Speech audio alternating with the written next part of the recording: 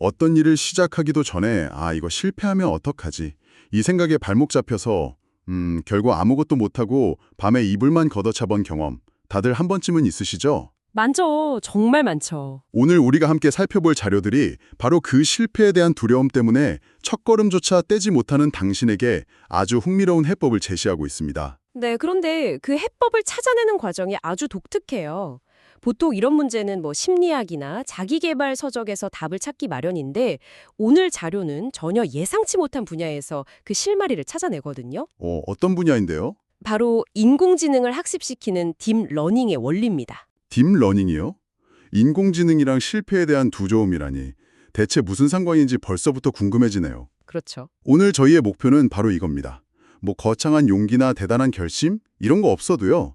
어떻게 하면 실패의 공포에서 벗어나서 안전하게 진짜를 배우고 또 성장할 수 있는지 그 구체적인 방법을 한번 파헤쳐보는 거죠. 맞습니다. 오늘 분석의 핵심 질문은 이거예요.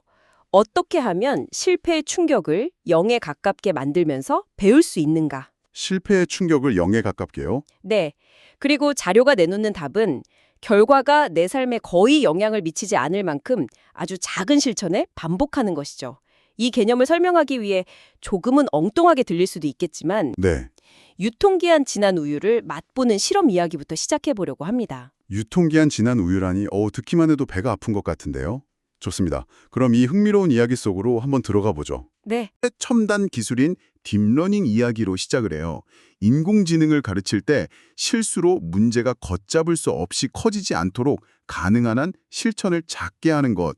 이게 핵심 원리라고 하는데요. 네, 맞습니다. 잠깐만요. 근데 이게 수십억 개의 변수를 다루는 복잡한 기술이잖아요. 근데 고작 발표 하나 엉칠까 봐 두려워하는 우리 같은 평범한 사람의 마음에 이걸 적용한다는 게 조금 과한 비유는 아닐까요? 그 연결고리가 궁금해지네요. 아주 좋은 질문입니다. 사실 그 규모의 차이 때문에 오히려 이 비유가 더 강력해져요. 오, 그래요? 딥러닝 모델은 수많은 데이터랑 변수들이 정말 거미줄처럼 얽혀있는 극도로 예민한 시스템이거든요. 여기서 학습의 보폭, 그러니까 학습률을 너무 크게 잡아서 한 번에 많은 걸 바꾸려고 하면 어떻게 될까요? 글쎄요. 뭔가 문제가 생기겠죠? 작은 실수 하나가 전체 시스템의 연쇄 반응을 일으켜서 모델 전체가 그냥 완전히 엉망이 되어버릴 수 있습니다. 이걸 발산한다고 표현하는데 말 그대로 학습이 산으로 가버리는 거죠. 그러니까 똑똑해지려고 가르쳤는데 오히려 바보가 되어버리는 거군요. 뭐랄까, 너무 과한 열정이 부른 참사랄까요? 정확합니다. 그래서 아주 조금씩 정말 티가 날까 말까 할 정도로 변화를 주면서 조심스럽게 학습을 시켜야 한다는 거네요. 바로 그거죠. 그래서 엔지니어들은 아주 미세한 단위로 테스트하고 결과를 보고 살짝 수정하고 또 테스트하고 수정하는 과정을 수없이 반복합니다. 점진적으로 그리고 무엇보다 안전하게 시스템을 성장시키는 거죠. 안전하게. 네, 자료는 바로 이 원리를 우리 삶으로 가져옵니다. 이번 프로젝트를 망치면 내 경력은 끝장이야 라고 생각하는 우리의 두려움이 마치 딥러닝 모델이 한 번의 잘못된 업데이트로 완전히 망가져버리는 것과 그 구조가 똑같다는 거예요. 와, 듣고 보니 그렇네요. 우리는 실패를 생각할 때 너무 극단적인 시나리오만 떠올리는 경향이 있는 것 같아요.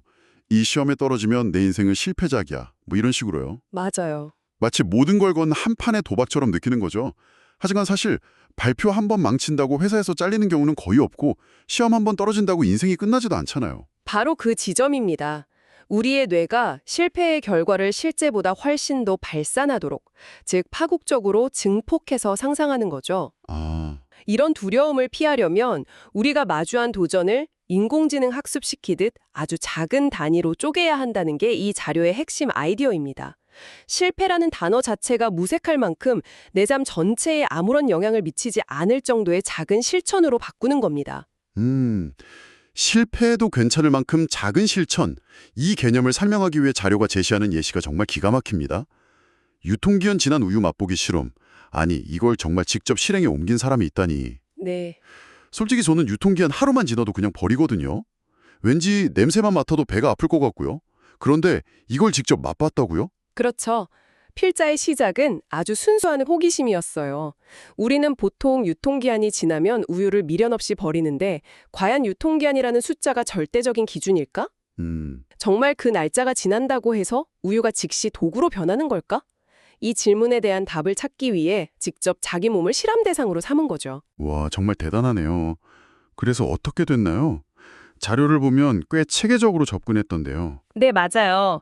유통기한이 하루 지난 우유를 맛보고 괜찮으니까 다음엔 일주일이 지난 우유, 심지어는 한 달이 지났을 때도 맛을 봤다고요.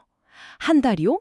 그건 정말 상상도 못할 영역인데요. 이 실험을 단순히 어떤 사람의 괴짜 같은 행동으로 볼 수도 있겠지만 더 큰 그림에서 보면 이건 우유에 대한 이야기가 아니에요. 아, 그런가요? 우리가 평생 의심 없이 진실이라고 받아들이는 수많은 통념이나 가정에 대한 도전인 셈이죠. 유통기한 지난 음식은 위험하다는 건 우리 사회의 거의 법칙과 같은 명제잖아요. 맞아요.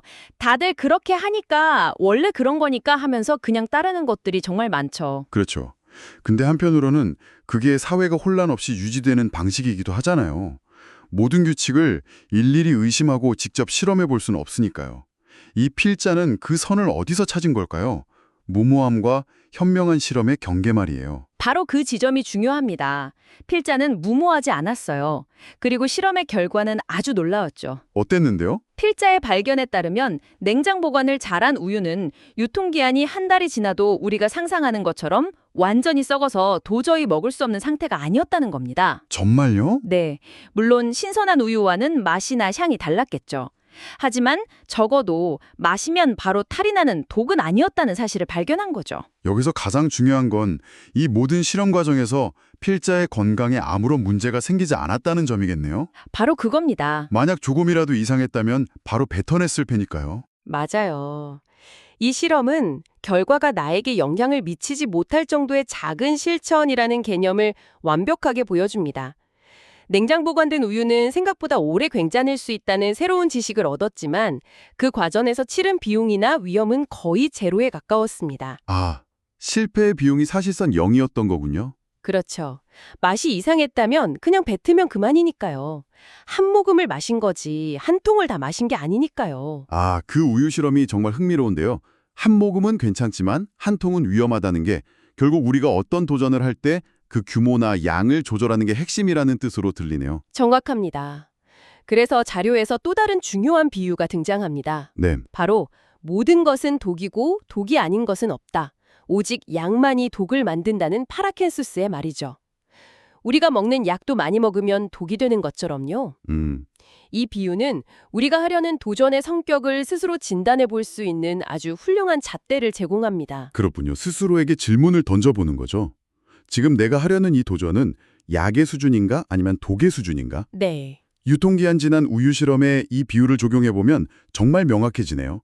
우유를 한 모금 살짝 맛보는 건 새로운 지식을 얻게 해주는 약과 같은 학습 행위죠. 그렇죠. 하지만 한 달이나 지났지만 괜찮다더라 라는 말만 믿고 한 통을 전부 마시는 건 그건 독이 될 수 있는 무모한 행동이 될 수 있고요. 맞습니다. 똑같은 유통기한 지난 우유를 마시는 행위라도 그 양에 따라서 약이 되기도 하고 독이 되기도 하는 겁니다. 이닌 당신이 지금 망설이고 있는 모든 일에 그대로 적용할 수 있어요. 예를 들어 새로운 사업에 도전하고 싶다고 해보죠.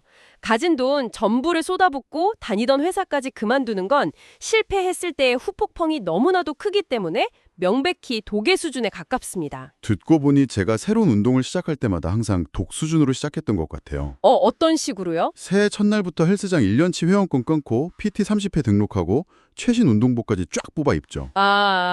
그러고는 일주일 만에 온몸에 알이 배기고 지쳐서 안 나가게 되고요. 차라리 오늘 저녁에 팔굽혀펴기 10개만 해보기가 훨씬 현명한 약이었겠네요. 아주 완벽한 예시입니다. 실패의 후폭풍이 당신의 삶을 뒤흔들 정도로 감당하기 어려운 수준이라면 그건 독입니다. 네. 우리는 그 도전의 크기를 실패하더라도 웃어 넘기거나 이건 이런 점이 어렵구나라는 교훈 하나를 얻는 수준, 즉 약의 수준으로 줄이는 지혜가 필요합니다. 자료는 바로 이 양 조절이야말로 실패의 두려움을 극복하는 안전한 학습의 핵심이라고 말하고 있는 겁니다. 자, 그럼 이 모든 딥러닝의 원리, 유통기한 지난 우유 실험, 그리고 약과 독의 비유가 지금 이 순간 무언가를 망설이고 있는 당신에게 어떤 의미를 가질까요? 네, 자료는 명확한 결론을 내립니다. 무리 없는 최소한의 도전은 진짜를 알 수 있는 최고의 학습법이다. 이 문장이 정말 중요합니다. 우리가 실패를 두려워하는 근본적인 이유는 어쩌면 우리가 도전을 너무 거창하게, 즉 독의 수준으로만 생각하고 설정하기 때문일지도 모른다는 통찰을 줍니다. 우리는 항상 성공 아니면 실패라는 이분법에 갇혀서 그 중간에 있는 광활한 학습 그리고 알아감의 영역을 보지 못하는 거죠. 맞아요. 일단 시작하면 끝을 봐야 한다거나 이왕 할 거면 제대로 해야 한다는 생각들이 오히려 우리를 옴짝달싹 못하게 만드는 족쇄가 되는 것 같아요. 그렇죠. 그 제대로의 기준이 너무 높아서 시작할 엄두조차 못 내게 되는 거죠. 그래서 이 방법의 핵심은 목표 자체를 바꾸는 겁니다. 성공이 아니라 학습과 데이터 수집에 목표를 두는 거죠. 목표를 바꾼다. 네. 목표가 유통기한 지난 우유 한 통을 다 마시고도 멀쩡하기라는 성공 신화가 아니라 유통기한 지난 우유는 과연 어떤 상태일까를 알아보는 것이었던 것처럼요. 아, 목표가 학습이 되면 어떤 결과가 나오든 그건 실패가 아니라 새로운 데이터가 됩니다. 그렇군요.